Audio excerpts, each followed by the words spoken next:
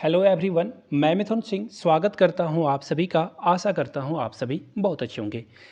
आज हम लोग 50 ईडीएम पढ़ेंगे जो कि बहुत बहुत इंपॉर्टेंट है बीपीएससी के एग्ज़ाम के पॉइंट ऑफ व्यू से। तो चलिए बिना टाइम वेस्ट किए हुए पहले क्वेश्चन के साथ बढ़ते हैं। सबसे पहले थोड़ी सी आप लोगों की हेल्प चाहिए होगी मुझे। अगर आपको इसकी पार्ट 2 चाहिए होगी ना, तो आप नीचे पार्ट 2 नीचे कमेंट सेक्शन में ज़रूर लिखिएगा। तो चलिए शुरू करते हैं। वेरी फर्स्ट क्वेश्चन आपके सामने ये रहा, bye fits and start. KBS में ये क्वेश्चन पूछा जा चुका है केंद्रीय विद्यालय संगठन 2018 में। बाय फिट्स एंड स्टार्ट का मतलब होता है इर्रेगुलर, यानी कि कोई भी काम कभी बहुत अच्छे से करना, कभी बहुत ख़राब से करना, कभी मीडियम से करना, यानी कि कंसिस्टेंसी नहीं होगी, निरंतरता नहीं होगी। किसी काम को करने का तरीका कभी क्या होगा, बहुत अच्छा या फिर बहुत ख़राब होगा, यानी कि वो क्या कहलाएगा, इररेगुलरली कहलाएगा। सक्सेसफुल नहीं कहलाएगा। सडनली मतलब होता है एकाएक, ये भी नहीं होगा। इनकम्प्लीट यानी कि आधा अधूरा। और ये तीनों ऑप्शन कट गए तो राइट आंसर क्या होगा आपका, ऑप्शन नंबर 2 इररेगुलरली। अब देखो मैं एक एग्जांपल आपको पिक्चर के माध्यम से समझाता हूँ। यहाँ से आपको दिख रहे होंगे रोहित शर्मा जी, हाँ बहुत अच्छे बैट्समैन हैं। आप में से बहुत सारे लोग इन्हें पसंद भी करते होंगे, लेकिन आईपीएल में इनका फॉर्म बहुत ही खराब रहा था। तो आप कह सकते हो रोहित शर्मा इज, यहाँ से आप देख लो, ये सेंटेंस को आप फिट कर सकते हो, Rohit Sharma is fits and starts, यानी कि वो इररेगुलर हैं। चलिए नेक्स्ट क्वेश्चन की ओर हम लोग बढ़ते हैं। White elephant. देखिए अब आपको मैं व्हाइट एलिफेंट से क्वेश्चन भी पूछूंगा, नीचे कमेंट करके आपको बताना है व्हाइट एलिफेंट का क्या मतलब होता है। देखिए यहाँ से आपको दिख रहा होगा व्हाइट एलिफेंट यानी कि सफ़ेद हाथी, जो कि इंडिया में आपको देखने को नहीं मिलेगा। नीचे कमेंट करके बताइएगा व्हाइट एलिफेंट किस देश में पाया जाता है। व्हाइट एलिफेंट का मतलब देखिए दोस्तों होता है कॉस्टली वन, यानी कि बहुत ही महंगा, एक्सपेंसिव। देखिए एक ऑप्शन में ये भी दिया हुआ रहेगा ना एक्सपेंसिव, तो आप वहाँ पे एक्सपेंसिव को टिक करना। एक्सपेंसिव का मतलब होता है महंगा। यहाँ से देख सकते हो आप, ये देख लो व्हाइट एलिफेंट का क्या मतलब हो गया, expensive. Expensive item that is useless, यानी कि कहीं यूजलेस भी लिखा हुआ रहेगा तो आप देख सकते हो, यानी कि सफ़ेद हाथी को आप लाकर क्या ही कर लोगे। आई मीन उसमें बहुत सारे खर्च भी आपको देखने को मिलेगा, यानी कि व्हाइट एलिफेंट का क्या मतलब हो गया, बहुत ही महंगा सामान जो कि क्या हो, यूजफुल नहीं हो। चलिए अगले क्वेश्चन की ओर हम लोग बढ़ते हैं। Worth his salt. सॉल्ट का मतलब होता है नमक, और आपने ये जो बोलते हैं ना कि तुम नमक हराम हो, नमक खाकर तुमने अपनी जो है फ़र्ज को पूरा नहीं किया है। और यहाँ पे देखिए वर्थ का मतलब होता है अदा कर देना, यानी कि नमक के कर्ज को अदा कर देना। इसका मतलब क्या होता है, तो देखिए पहला ऑप्शन कैसे जो है कट हो जाएगा, वर्थलेस बोल दिया गया है, तो वर्थलेस तो होगा नहीं, यानी कि ये पहला ऑप्शन क्या होगा, कट हो जाएगा।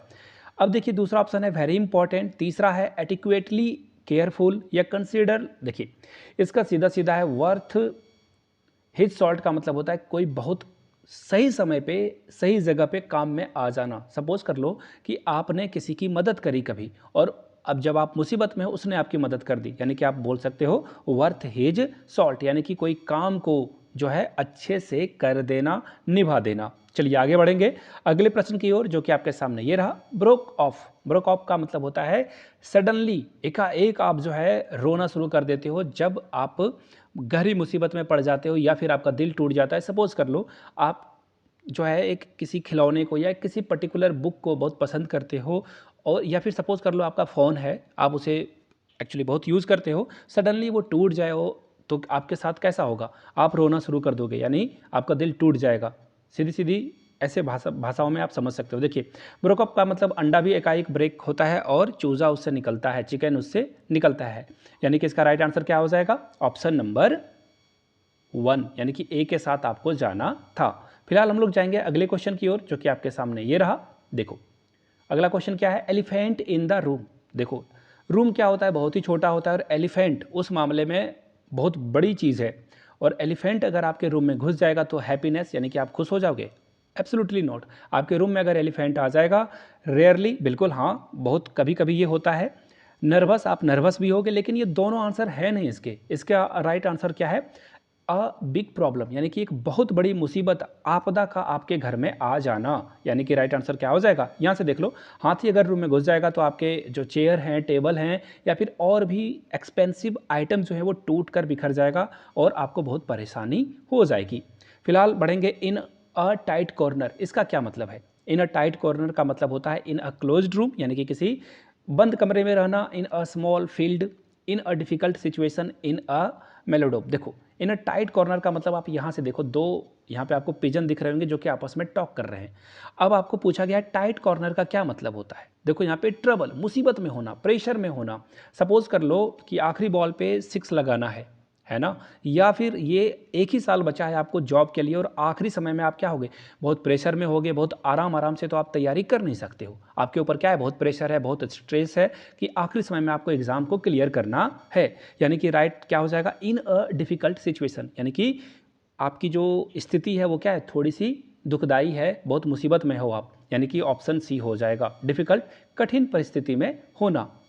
आगे देखिए, अ वाइल्ड गूज चेस। गूज का मतलब होता है, देखिए यहाँ से आप देख पाओगे, फोटो देख लो आप क्लियरली समझ जाओगे। अब देखिए, अ वाइल्ड गूज चेस का मतलब होता है फ्रूटफुल हंटिंग, यानी कि आसानी से किसी चीज़ को हंट कर लेना, शिकार कर लेना। तो देखिए ये आंसर तो है नहीं। आइडियल सीकिंग, यानी कि किसी चीज़ की खोज में, तलाश में रहना। जेन्युइन एफर्ट, यानी कि किसी चीज़ को पाने के लिए बहुत ही शिद्दत लगाना, बहुत ही मेहनत करना। ये तीनों होगा नहीं। अब फुटाइल सर्च का मतलब होता है किसी चीज़ को, अब जैसे देखो बहुत बड़े भूसे के ढेर में एक छोटे से सुई को ढूंढना बहुत ही क्या है, डिफिकल्ट काम है, बहुत ही मुसीबत का काम है। अब फुटाइल सर्च का भी मतलब वही होता है। यहाँ से देखिए मैं इमेज इसलिए लगा रहा हूँ ताकि आप चीज़ों को आसानी से याद कर सको। फिलहाल आगे देखिए, डज नॉट होल्ड वाटर। ये जो यहाँ से एक फ़ोटो देख लो आप, यहाँ से आपको एक पिक्चर दिख रही होगी। इसका मतलब क्या होता है, इसका मतलब होता है कि देखो यहाँ पे, ये देखो ये प्लास्टिक बैग है, इससे पानी निकल रही है, पानी निकल रहा है, यानी कि डज नॉट होल्ड वाटर का मतलब होता है किसी चीज़ को पकड़कर नहीं रख पाना, वो बाहर निकलेगा ही निकलेगा। अक्सर देखना गॉसिप होते समय क्या होती है, एक्चुअली ये कितना ये ट्रू है या फॉल्स है I don't know, but reality यही है कि महिलाओं के पेट में जो बातें रहती नहीं है, वो एक अगर किसी एक को पता चला तो वो दूसरे के पास ऑन होगी ही होगी। यानी कि डज नॉट होल्ड वाटर का मतलब होता है कि किसी एक के पास नहीं रहना, वो किसी और के पास चला जाएगा, यानी कि can not be valued. D इसका राइट आंसर हो जाएगा। डज नॉट होल्ड वाटर का मतलब आपने किसी को अपनी सीक्रेट बताई, उसने आपके सीक्रेट को नहीं रखा, आपकी वैल्यू नहीं करी। फिलहाल बढ़ेंगे अगले क्वेश्चन की ओर। On the cuff, on the cuff का क्या मतलब होता है। ऑन द कफ का मतलब होता है ऑन क्रेडिट, या फिर क्रेडिट कार्ड के अगेंस्ट, बीजी, या फिर अरेस्ट। तो देखिए ऑन द कफ का मतलब होता है कि आपने क्या किया, आप अपने परिचय वाले के होटल में गए, या फिर रेस्टोरेंट गए, या फिर किसी ग्रोसरी स्टोर में गए, यानी कि आपने सामान लेने के लिए उस दुकान में कदम रखा और आपके पास पैसे नहीं है, तो आप क्या कहोगे, दुकान वाले को कहोगे भैया ऑन क्रेडिट इसे आप रख लो, मेरे खाते में लिख लो, ऐसा बोलते हो आप जनरली। इसका मतलब हुआ ऑन क्रेडिट, यानी कि ऑन द कप का मतलब हुआ कि आपने किसी सामान को क्या कहा, रख दो भाई, मैं बिना प्लानिंग के आपकी दुकान आ गया, पैसे मैंने लाए नहीं, तो आप क्या करो, इसे खाते में लिख लेना। ऑन द कप का मतलब हो गया क्रेडिट पे रखना। आउट एंड आउट का क्या मतलब है, अब आपको बताना है आउट एंड आउट का क्या मतलब है। तो देखिए इसका मतलब सिंपली नहीं होता है, मेयरली नहीं होता है, स्लाइटली नहीं होता है। इसका मतलब होता है आउट एंड आउट, मतलब कंप्लीटली, टोटली, किसी चीज़ में टोटली इन्वॉल्व हो जाना।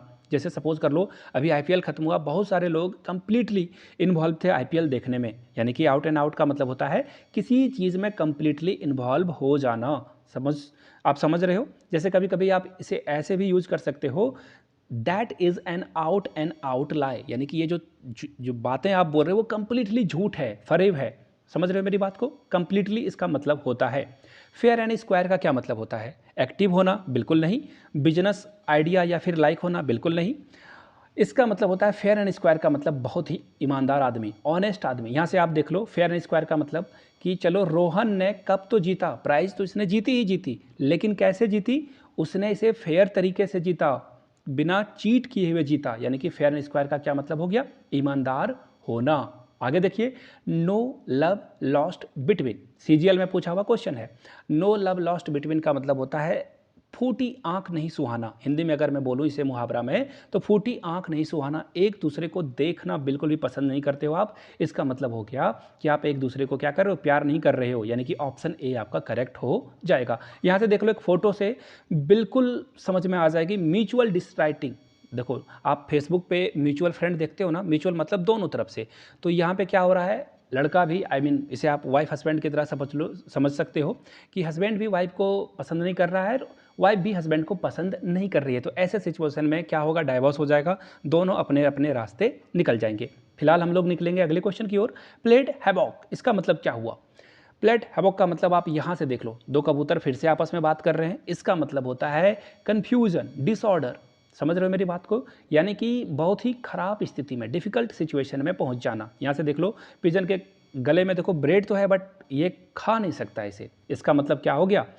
कॉज्ड डिस्ट्रैक्शन, डिजीज, फ्लड्स या हार्डशिप। तो ये तीनों ऑप्शन तो होने से रहे। डिस्ट्रैक्शन है यानी कि आप कंफ्यूज हो, किसी काम को कर नहीं पा रहे हो, तो राइट आंसर क्या हो जाएगा आपका? Option number A. चलिए आगे बढ़ते हैं अगले क्वेश्चन की ओर। ग्रीन थंब, बहुत ही प्यारा एडियम है ये। ग्रीन थंब का क्या मतलब होता है? ग्रीन थंब का मतलब होता है, सपोज कर लो, आप देखना बहुत सारे लोगों को कहा जाता है कि इनके हाथ से लगे हुए पौधे लग जाते हैं और उसमें बहुत सारे फल फूल लगते हैं। यानी कि गार्डनिंग में, यानी बगीचे में फल फूल लगाने में उनका कोई हाथ नहीं पकड़ सकता, वो बहुत अच्छे हैं। ग्रीन गार्डनिंग का मतलब भी यही हुआ कि आप बहुत इंटरेस्ट लेते हो किसमें? नेचर में और गार्डनिंग करने में, पेड़ पौधे लगाने में। यानी कि ऑप्शन सी इसका क्या होगा? करेक्ट आंसर होगा। फोटो देख लो, आप चीज़ों को और आसानी से समझ पाओगे। To have a green thumb का मतलब आप समझ रहे हो कि आप अच्छे से पेड़ पौधे को लगा सकते हो और अच्छे से आप उसकी सेवा भी कर सकते हो। नेक्स्ट क्वेश्चन आपके सामने ये रहा, सोइंग वाइल्ड ओट्स। देखिए, सोइंग वाइल्ड ओट्स का क्या मतलब होता है? एसबीआई के पीओ के एग्जाम में ये क्वेश्चन पूछा जा चुका है। देखिए, सोइंग वाइल्ड ओट का मतलब होता है जब आप यंग होते हो, बहुत यंग होते हो, और जब आपके पास बुद्धि नहीं होती है आगे की चीज़ों को सोचने के लिए, आप प्लेजर की ओर भागते हो। इसका मतलब होता है आपकी बिहेवियर जो होगी वो इररिस्पॉन्सिबल होगी। इररिस्पॉन्सिबल प्लेजर सीकिंग, प्लेजर का मतलब होता है खुशियाँ ढूंढना, जो कि ज़रूरत से ज़्यादा, एक्चुअली उसकी ज़रूरत नहीं है, फिर भी आप जो है यंग एज में उस चीज़ों के पीछे भागते हो। दैट्स कॉल्ड सोइंग वाइल्ड ओट। आप नशा कर सकते हो, बिना मतलब के फजूल की चीज़ें करोगे, उसे बोला जाएगा सोइंग वाइल्ड ओट्स। चलिए आगे बढ़ते हैं अगले क्वेश्चन की ओर।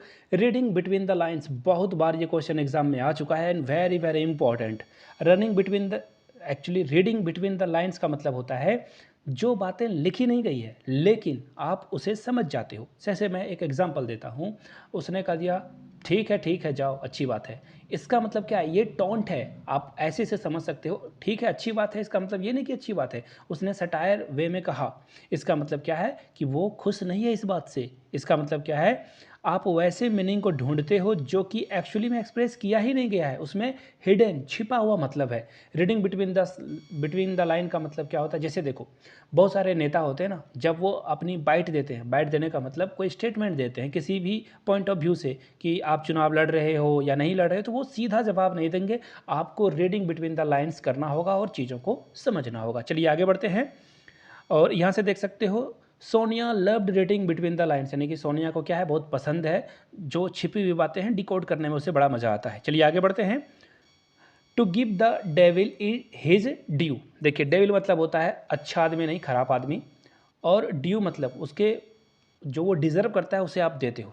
इसका मतलब ये है, सपोज कर लो कोई आदमी अच्छा नहीं हो, आप उसे पसंद नहीं करते हो, लेकिन उसने कोई काम ऐसा किया है जो कि बहुत ही अच्छी बात है, सोसाइटी के लिए उसने अच्छा करा है, तो आप क्या करोगे?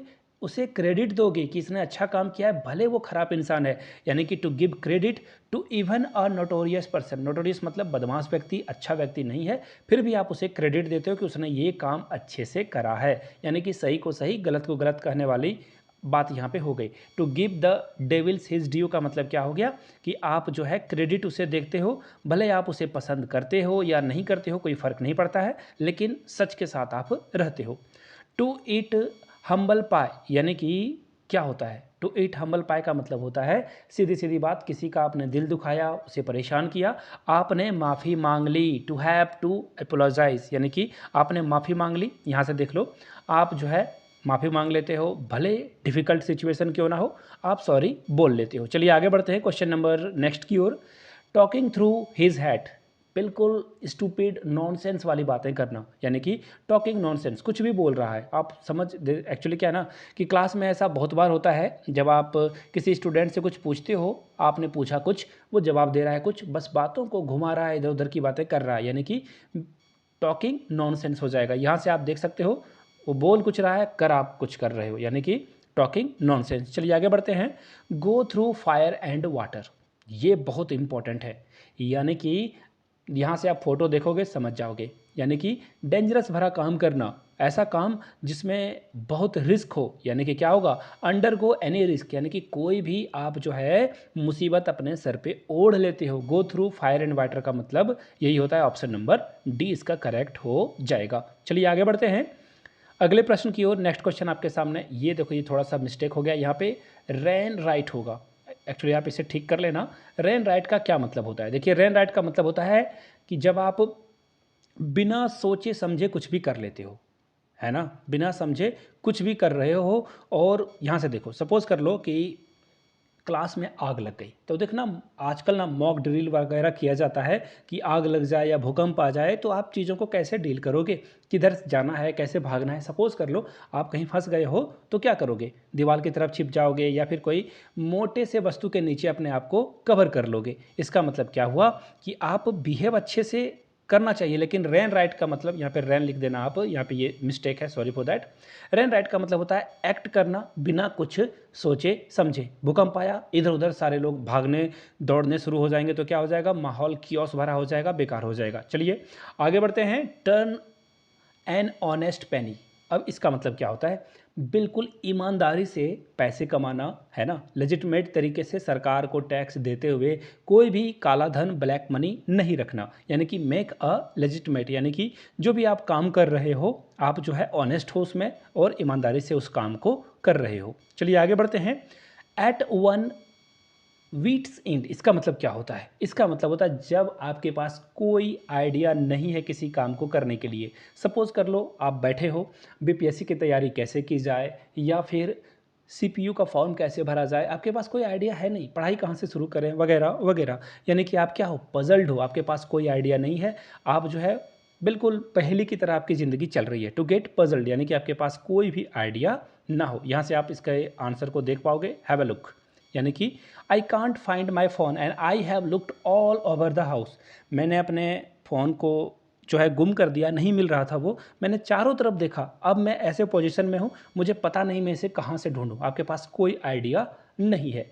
आगे देखिए, टू फेस द म्यूज़िक, इसका मतलब देखिए क्या होता है। टू फेस द म्यूज़िक का मैं सिंपल सा एग्जांपल बताता हूँ। सपोज़ आपने घर में कप तोड़ दिया, अब तो आप बड़े हो गए हो, बट बचपन की बातें याद रखना, अगर आपने को कप तोड़ दिया या किसी चीज़ का नुकसान कर दिया तो आप ना रेडी रहते हो कि अब तो मार पड़ेगी, मम्मी पापा से पिटाई होगी, आप तैयार रहते हो उस चीज़ को। यानी कि टू फेस द म्यूजिक का मतलब कि आप ना कॉन्सिक्वेंसेस जो भी होगा उसको झेलने के लिए आप अपने आप को तैयार कर लेते हो। टू फेस द म्यूजिक का मतलब क्या होता है, आपको जो जो आपने गलतियां करी है उस पनिशमेंट को आप एक्सेप्ट करते हो और उससे डील करते हो, फेस करते हो।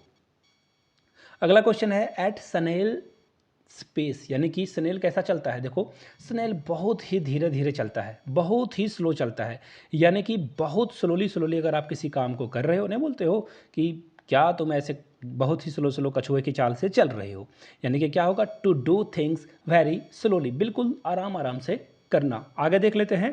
To turn a deaf ear, इसका मतलब क्या होता है, ध्यान नहीं देना। सपोज़ कर लो कि आप किसी स्टूडेंट के बोल रहे हो भैया फॉर्मूला वगैरह याद कर लो, ए प्लस बी का होल स्क्वायर हमेशा काम में आता है, या फिर ये एडीएम वगैरह पढ़ लो, लेकिन वो ध्यान ही नहीं दे रहा आपकी बात को, यानी कि क्या कहोगे उसे, वो जो है ध्यान दे ही नहीं रहा है किसी चीज़ को। टू बी ऑब्स्टिनेट, यानी कि वो चीज़ों को ध्यान नहीं दे रहा है और कुछ भी काम करने से मना कर दे रहा है, चीज़ों को बस इग्नोर किए जा रहा है। आगे देखिए, हेल्टर सेल्टर, हेल्टर सेल्टर का मतलब होता है किसी काम को डिसऑर्डर से करना। सपोज कर लो आप सुबह उठते हो, अपना बेड बनाते हो, आप बेड बनाते हो ना, हाँ बिल्कुल बनाना चाहिए।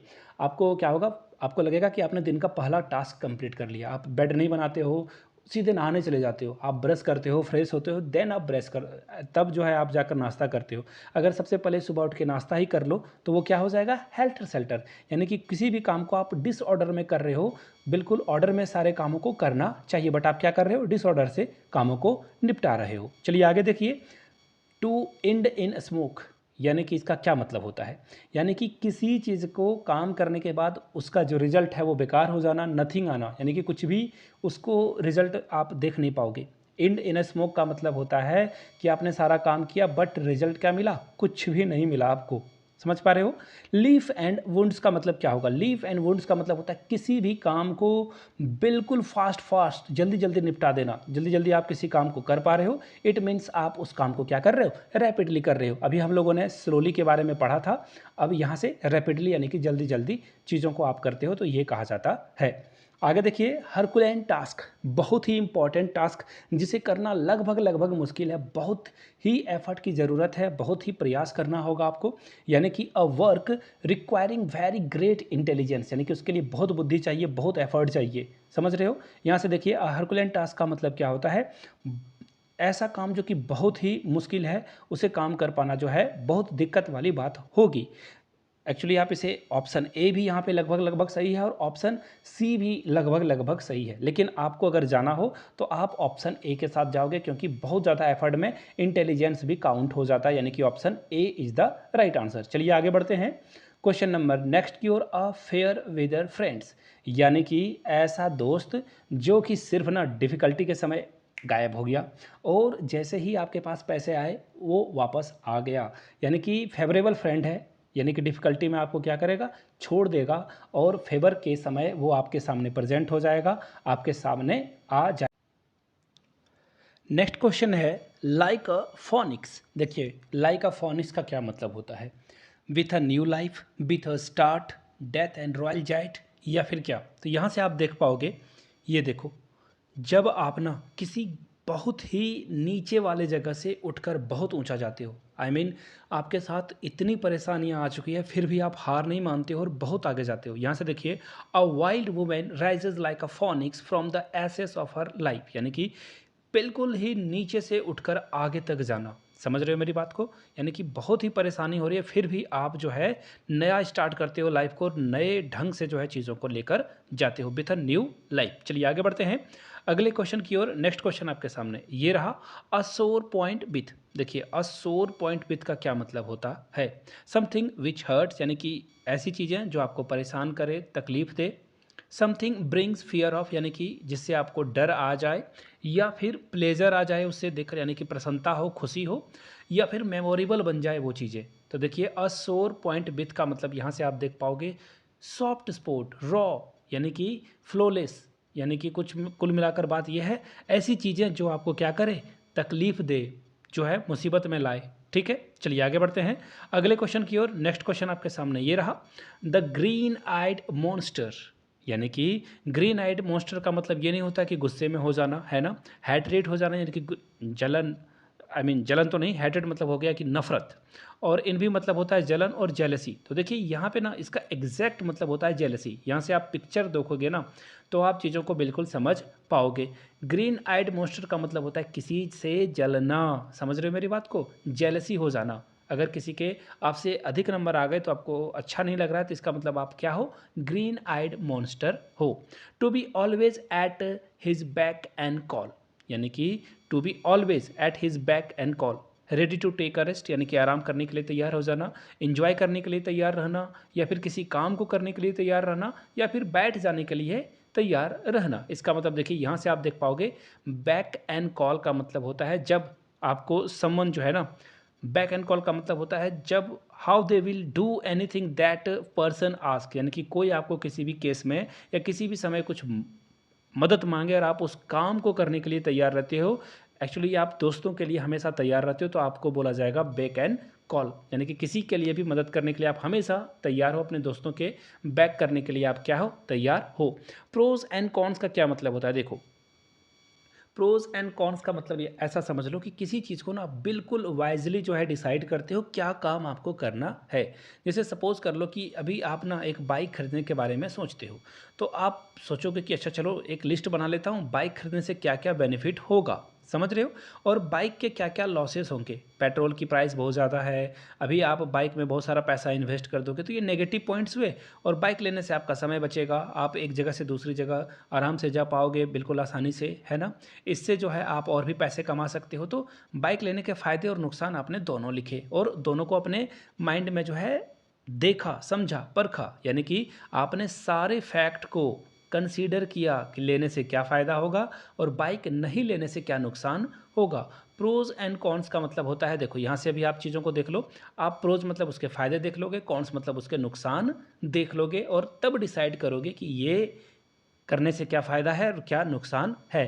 कैट्स एंड डॉग्स का क्या मतलब है? कैट्स एंड डॉग्स का मतलब होता है अंधाधुन बारिश, यानी कि मानसून के समय में बहुत बारिश हो जाए उसको बोलेंगे डाउनपोर। डाउनपोर का मतलब बहुत ज़्यादा जब बारिश हो जाए उसे बोलेंगे cats and dog. It is raining like a cats and dogs. यहाँ से देख लो, ऐसा जो ऐसी बारिश होती है जहाँ पे आपको लग रहा होगा कि ये तो लगता है कुत्ते बिल्लियाँ बरस रहे हैं। ये कहने का एक तरीका होता है, जब बहुत ज़्यादा बारिश हो आप बोल सकते हो it's cats and dog. Well begin is half done, यानी कि आपने अगर सही अप्रोच ले लिया, पहला कदम ले लिया तो काम वहीं पे आधा खत्म हो जाता है। इसका मतलब क्या है? A good start. आपने काम को करने का सोचा, आधा काम तो आपका वहीं निपट गया, आधा आपको करने की ज़रूरत है। What is well begin is half done. अगर आपने पहाड़ चढ़ने की कोशिश की, सोच लिया कि मुझे पहाड़ चढ़ना है, तो आधा काम तो आपने ऐसे ही कर लिया। ड्रॉपिंग नेम्स, इसका क्या मतलब होता है? यानी कि सपोज़ कर लो आप किसी पार्टी फंक्शन में जाते हो और वहाँ पे ना आप बताते हो ये एमएलए तो आपका रिश्तेदार है ना, ये मुखिया तो आपका चाचा का भाई है, समझ रहे हो, यानी आपके पापा ही हो गया बट वो भी चाचा हो सकते हैं। आई मीन ड्रॉपिंग नेम्स का मतलब ऐसा समझ लो आप कि आप ना दिखाते हो कि आपकी कनेक्शन कितनी अच्छी है, लोगों में आपकी पकड़ कितनी है, यानी कि आप क्या करते हो, दिखाना चाहते हो कि आपके पास हाई कनेक्शन है, बड़े बड़े लोगों के साथ आपका उठना बैठना है। आप हिंट कर रहे हो सामने वाले को, दिखा रहे हो कि भैया मैं छोटी चीज़ नहीं हूँ, बहुत बड़ी हस्ती हूँ। Burn the candle at both and. Suppose कर लो कि एक मोमबत्ती है और इसे दोनों तरफ से अगर आप जलाना शुरू कर दोगे तो ये बहुत जल्दी क्या हो जाएगा, ख़त्म हो जाएगा। यानी कि पैसे खर्च कर रहे हो आप, सपोज कर लो कि आपके पास एक अच्छी पहले से गाड़ी है, बाइक है, और आपने दूसरा बुलेट खरीद लिया तो क्या नुकसान होगा, आप पेट्रोल पे पैसे जम के उड़ाने वाले हो, खर्च आपकी जो है दुगना हो जाएगी, यानी कि वेस्ट ऑफ मनी हो जाएगा। आपके पास बाइक है, सिर्फ शो ऑफ करने के लिए बाइक लेने की ज़रूरत नहीं है, द वेस्ट ऑफ मनी इसका राइट आंसर हो जाएगा। चलिए यहाँ से आप चीज़ों को देख पाओगे, ये देख लो, कैंडल को दोनों तरफ से जब अगर आप जलाते हो तो क्या होगा, नुकसान आपका होगा। एप्पल्स आई, आँखों का तारा होना, हिंदी में एक मुहावरा आपने पढ़ रखा होगा। एप्पल्स ऑफ वन साइज़ का मतलब होता है किसी के नज़र में, किसी के आंखों में, दिल में बहुत गहरे से उतर जाना, वो इंसान आपके लिए जो है क्या है, बहुत ही प्यारा हो जाता है। जैसे हर माँ बाप के नज़र में उनका बच्चा जो होता है वो क्या होता है, एप्पल्स वन साइज़ होता है, यानी कि उनके आंखों का तारा होता है, यानी वेरी लवेबल, बहुत ही प्यारा होना। बिल्कुल ये सारे ऑप्शन क्या है, इनकरेक्ट है, राइट आंसर आपका ऑप्शन ए हो जाएगा। चलिए आगे बढ़ते हैं। यहाँ से आप देख लो, ये बिल्कुल जो मैंने एग्जांपल दिया था, यहाँ मम्मी पापा हैं और यहाँ पे उनका बच्चा है जो कि बहुत ही प्यारा है उनके लिए। To flog a dead horse, यानी कि गड़े मुर्दे उखाड़ना। गड़े मुर्दे मुर्दे जो उखाड़ोगे आप तो इससे क्या फ़ायदा होगा, सपोज़ कर लो आप ना 8th में आपकी जो मैथ के नंबर थे वो 99 थे 100 में, यानी कि आप बोलोगे अरे भाई एक नंबर आ जाता तो क्या ही बात होती, 100 में 100 आ जाते। अब आप देखो ग्रेजुएशन कर रखा आपने, सीटेट पास कर रखा, अब आप जॉब की तैयारी में हो, टीचर बनने ही वाले हो, ऐसे में क्लास 8th की परेशानी को लेकर अगर आप अभी खड़े हो जाते हो तो इसका मतलब क्या है, आप अपने आप के टाइम को वेस्ट कर रहे हो, बेवकूफ़ आप अपने आप को बना रहे हो, अपने एफर्ट को क्या कर रहे हो, बेवकूफ़ी बना रहे हो, उस एफर्ट को बर्बाद कर रहे हो। ए इसका क्या होगा, बिल्कुल करेक्ट आंसर हो जाएगा। चलिए आगे बढ़ते हैं नेक्स्ट क्वेश्चन की ओर। एट 11th आवर, देखो घड़ी में 12 घंटे होते हैं, है ना, और 11th आवर क्या हुआ, आखिरी समय 12 बजने ही वाला है, यानी कि at the very last moment, at the very last moment, किसी काम को एक बिल्कुल आखिरी समय में करना। आखिरी समय में आप तैयार हो जाते हो कि भैया चलो, सपोज़ कर लो कि परीक्षा होने वाली है, आपके एग्ज़ाम होने वाले हैं और आप इस वीडियो को देख रहे हो, इसका मतलब है कि आप अपनी प्रिपरेशन को 11th आवर तक लेके जा रहे हो, आखिरी समय में आप तैयारी को कर रहे हो। एसिड टेस्ट, एसिड टेस्ट का मतलब होता है किसी चीज़ का फाइनल टेस्ट होना। सपोज़ कर लो हम लोग के साइंटिस्ट जो कि इसरो में काम करते हैं, आपको पता ही है, इसरो में जब भी कोई मिसाइल बनाया जाता है तो पूरे देश की नज़र ना टीवी पे होती है और हम लोग देखते हैं, हम लोगों का मिसाइल है, सॉरी मिसाइल ये क्या होता है, मिसाइल टेस्ट होने वाला है और हम लोग एक्चुअली आप लोग नहीं, हम सारे लोग ना टीवी पे नज़र गड़ाए रखते हैं और देखते हैं कि मिसाइल हम लोगों का सक्सेस हुआ या नहीं। तो ये मिसाइल का क्या हो जाएगा, एसिड टेस्ट हो जाएगा। साइंटिस्ट का क्या है, एसिड टेस्ट है, जिन्होंने 6 साल 10 साल एक काम पे लगाया और उस काम का रिजल्ट अब आने ही वाला है, यानी कि ये क्या हो जाएगा, फाइनल टेस्ट इसका राइट आंसर हो जाएगा। यहाँ से आप फोटो भी देख सकते हो, अ सिचुएशन और event which finally proves whether something is good और बैड, यानी कि कुछ अच्छा या बुरा होने वाला है, इसको बोलते हैं हम लोग एसिड टेस्ट। डॉग्स लाइफ, इसका मतलब होता है बहुत ही ख़राब ज़िंदगी होना। आप बोलते हो ना, ज़िंदगी कुत्ते की तरह हो गई है, झंड हो गई है। वो रवि किशन का डायलॉग है ना, ज़िंदगी झंडवा फिर भी घमंडवा, यानी कि कुत्ते की तरह आपकी लाइफ हो जाना। मिजरली अनहैप्पी एग्जिस्टेंस, एग्जिस्टेंस का मतलब होता है आप जिंदा हो, कोई फ़र्क नहीं पड़ रहा है किसी को, है ना। यहाँ से आप देख लो, यहाँ पे ये इंसान बोल रहा है कि भैया कम से कम तुम्हारी तो ज़िंदगी कुत्ते जैसे नहीं है। कुत्ता को ही बोल रहा है और कुत्ता को उसने रखा है।